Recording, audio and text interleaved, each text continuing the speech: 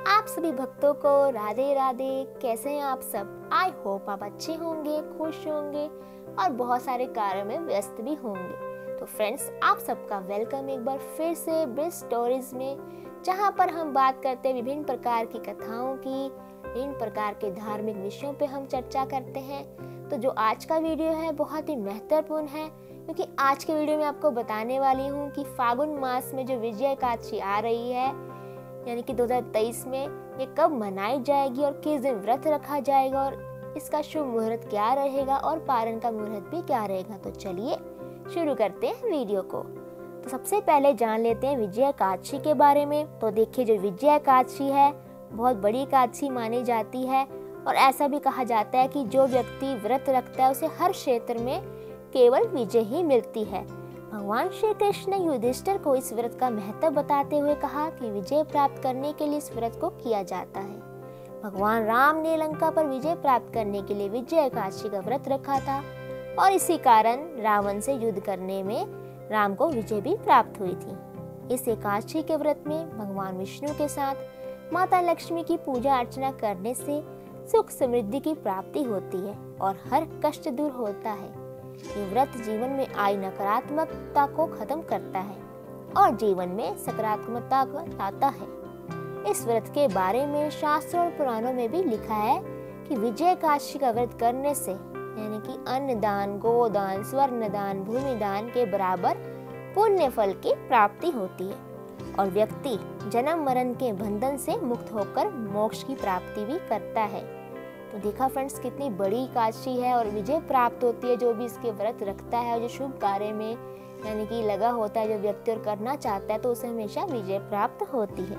तो चलिए अब जान लेते हैं विजय एकादशी व्रत का यानी कि मुहूर्त क्या है और कौन सी तिथि है जिस दिन ये व्रत रखा जाएगा और एकादशी मनाई जाएगी। तो देखिए, जो एकादशी तिथि की जो प्रारंभ 16 फरवरी को सुबह 5:33 से हो रहा है और समापन 17 फरवरी को मध्य रात्रि 2:50 तक होगा। ऐसे में दशमी तिथि को क्षय हो रहा है और उदया तिथि को मानते हुए एकादशी का जो व्रत है 16 फरवरी को ही किया जाएगा। तो देखो, भक्तों को कंफ्यूज नहीं होना है, क्योंकि बहुत सारे भक्त जो है कंफ्यूज हो रहे हैं, उन्हें पता नहीं लग रहा है कि 16 फरवरी को व्रत रखा जाएगा या 17 फरवरी को। तो आई होप आपको पता लग गया कि 16 फरवरी को ही व्रत रखा जा रहा है और मैंने आपको इसका मुहूर्त भी बताया है।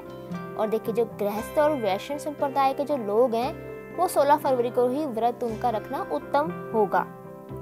और देखिए, जो एकादशी व्रत को लेकर सामान्य नियम है यह है कि जिस दिन सूर्योदय के समय एकादशी तिथि पड़ती है उसी दिन सभी के लिए एकादशी व्रत रखने का विधान है और इसी नियम के अनुसार 16 फरवरी का व्रत सभी लोग जो है रख सकते हैं। और देखिए, जो पारण का मुहूर्त क्या है, जो हमें व्रत का पारण करना है, तो चलिए उसका मुहूर्त जान लेते हैं। 17 फरवरी को पारण सूर्य उदय से 2 घंटे के अंदर कर लेना ही उत्तम रहेगा। तो ये मुहूर्त है पारण का। तो चलिए अब जान लेते हैं कि इसकी विधि क्या रहेगी, विजय एकादशी की व्रत पूजा की विधि, यानी कि सरल विधि जो रहेगी। तो चलिए अब शुरू करते हैं इसकी विधि। विजय एकादशी से एक दिन पहले यानी कि 15 फरवरी को वेदी बनाकर उस पर आप सप्त ध्यान रख लें, फिर उस पर कलश स्थापित कर लें। एकादशी तिथि पर ब्रह्म मुहूर्त में उठकर स्नान कर लें व ध्यान कर लें। इस बात का हाथ में फूल रख लें और अक्षत लेकर व्रत का संकल्प ले लें। इसके बाद पंच पल्लव को कलश में रखकर चतुर्भुज स्वरूप भगवान विष्णु की मूर्ति या तस्वीर की स्थापना कर लें।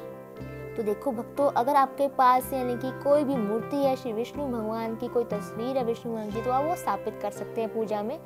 अगर आपके पास वो भी नहीं है, यानी कि विष्णु भगवान का विग्रह भी नहीं है, उनकी आपके पास कोई भी तस्वीर भी नहीं है, तो आप क्या कर सकते हैं, आप ये कर सकते हैं कि आपके घर में लड्डू गोपाल जी होंगे तो आप लड्डू गोपाल जी भी स्थापित कर सकते हैं उनकी जगह पर। और अगर आपके घर में शालिग्राम जी भी हैं तो उन्हें भी स्थापित कर सकते हैं। और इसके बाद आपने क्या करना है, स्थापना करने के बाद आपने अक्षत, सिंदूर, धूप, दीप, फल, फूल, तुलसी अर्पित करनी है और इसके बाद मिष्ठान अर्पित करें और घी के दीपक जलाएं। और घी का दीपक जलाने के बाद एकादशी व्रत की कथा जरूर सुने और विष्णु सहस्त्र नाम का पाठ भी कर सकते हैं आप। इसके बाद तुलसी माला से आपने ओम नमो भगवते वासुदेवाय नमः का जो मंत्र है 108 बार आपने जाप करना है उसका। फिर आप आरती उतारें और दान पुण्य करें। एकादशी व्रत करने के लिए अगले दिन आपको व्रत का पारण भी करना है। तो देखो भक्तों, जो आप तुलसी भी अर्पित करेंगे आपको इस बात का ध्यान रखना है, यानी कि जो तुलसी होगी वो आपने व्रत से एक दिन पहले ही तोड़ लेनी है, क्योंकि आपको पता है जो आपके श्री कृष्ण भगवान हैं यानी कि लड्डू गोपाल जी हैं, विष्णु भगवान जी, उन्हें तुलसी अर्पित की जाती है। और जो हमारे लड्डू गोपाल जी उनको भोग में तुलसी भी अर्पित की जाती है, क्योंकि उसके बगैर जो हमारे लड्डू गोपाल जी हैं वो भोग नहीं लगाते हैं।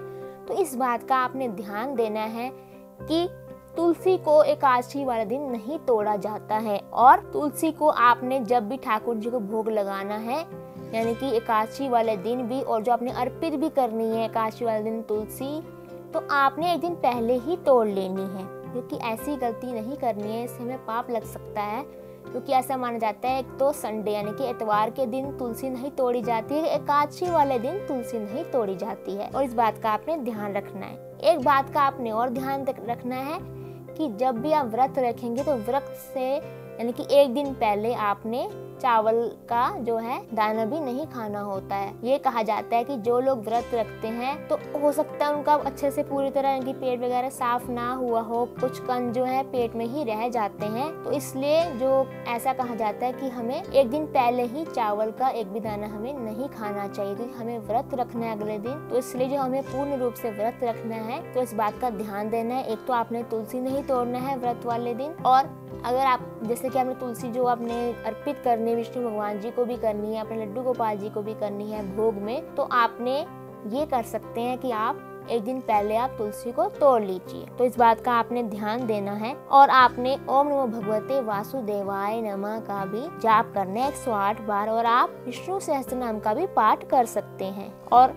अगले दिन आपने इस व्रत का पारण करना है। मैं आपको मुहूर्त बता दिया है कि क्या मुहूर्त रहेगा पारण का, तो इस प्रकार आपने विधि विधान से जो है पूर्ण करना है अपना व्रत। तो बात अब ये आती है कि इस दिन हमें क्या खाना चाहिए, यानी कि व्रत में आपको ऐसा ही करते हैं हर व्रत में कि फलहार करते होंगे, तो आप फलहार करें, इस दिन कुट्टू काटा खा सकते हैं और फल फ्रूट खा सकते हैं। अब इसमें ये भी आता है कि हमें क्या नहीं खाना है। इस दिन आपको पता है अन्न नहीं खाया जाता है, और विशेष रूप से चावल भी नहीं खाए जाते हैं। और जो लोग व्रत नहीं भी रख रहे हैं तो कोई बात नहीं, आप कम से कम चावल तो ना ही खाएं। आपको पता है कि जो लोग व्रत नहीं भी रखते हैं तो वो लोग भी चावल को हाथ नहीं लगाते हैं, चावल को मुंह भी नहीं लगाते हैं। तो आपने ये करना है उस दिन अन्न, जो लोग तो व्रत रख रहे हैं तो उन्हें अन्न भी नहीं ग्रहण करना है, उन्हें फलाहार रहना है। और चावलों का तो आपको पता ही बिल्कुल ही निषेध है कि चावल हमें खाने ही नहीं होते हैं इस दिन, क्योंकि अन्न में आते हैं वो भी। वैसे भी चावल हमें नहीं खाने चाहिए एकादशी वाले दिन, चाहे हम व्रत रख रहे हैं चाहे हम नहीं रख रहे हैं। जो लोग व्रत नहीं रख पा रहे हैं तो कोई बात नहीं, कई बार क्या हो जाता है कि कोई हेल्थ इश्यू हो जाते हैं, हम नहीं रख पाते हैं, तो आप ये कर सकते हैं कि पूरी विधि विधान से पूजा तो करिए करिए, साथ उसकी कथा भी सुने विजय एकादशी की। तो आई होप आपको पता लग गया होगा वीडियो में कि कैसे कैसे हमें क्या करना है, और इसका मुख्य रूप से मुहूर्त क्या रहेगा, किस दिन एकादशी मनाई जा रही है। तो अगर आपको मेरा वीडियो अच्छा लगा है तो इसे लाइक करें, शेयर करें, कमेंट करें, और मेरे चैनल को सब्सक्राइब करना ना भूलें।